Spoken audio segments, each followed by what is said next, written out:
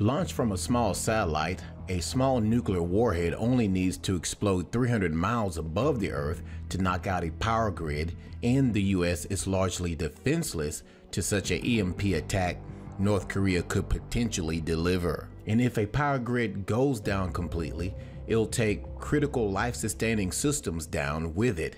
Mass infrastructure for banks, hospital, communications, food, water, and the internet could be disrupted for a year, if not outright destroyed by such an attack. If a nuclear device designed to emit EMP were exploded 250 to 300 miles up over the middle of the United States, it would disable the electronics in the entire United States, said EMP expert Gail Nording. That would disable the entire electric grid.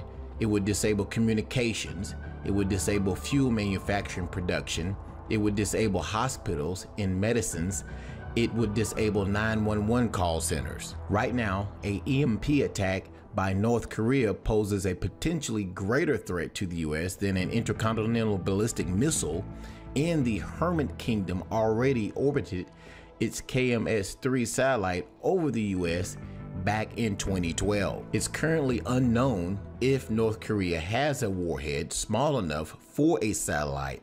However, its space program shows more promise than its development of ICBMs. North Korea claims its space program is designed to provide agricultural images to improve its crop yields, but the country is small enough that aircraft could do the same with greater flexibility. Satellites are only useful to vast nations like Russia or China. In fact, the KMS-3 made several passes above Russia and the US, but not North Korea. Jim Oberg, who is perhaps the only Western spaceflight engineer to visit North Korea, warned that North Korea's Sohae launch site is geographically suitable for launching satellites to orbit above America's east coast. On the very first pass around Earth after crossing near Antarctica, the satellite tracks northwards off the west coast of South America, over the Caribbean, and right up the east coast of the United States, he wrote. 65 minutes after launch, it's passing a few hundred miles west of Washington, D.C.,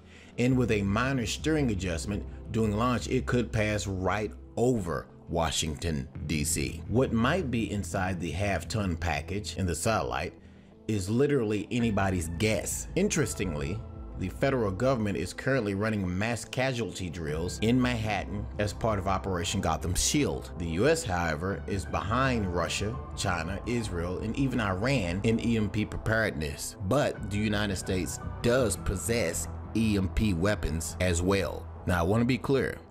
Russia and China definitely has EMP weapons. It is unclear if North Korea possesses these weapons, but it's very possible. As I stated earlier in this video, North Korea does have the capability of launching satellites into space. They have done that successfully. It is a very real threat that they could possess an EMP weapon to knock out the grid in the United States. What do you think? Is it possible that North Korea could attack the United States with an EMP weapon? Leave your comments below this video. Thanks for watching.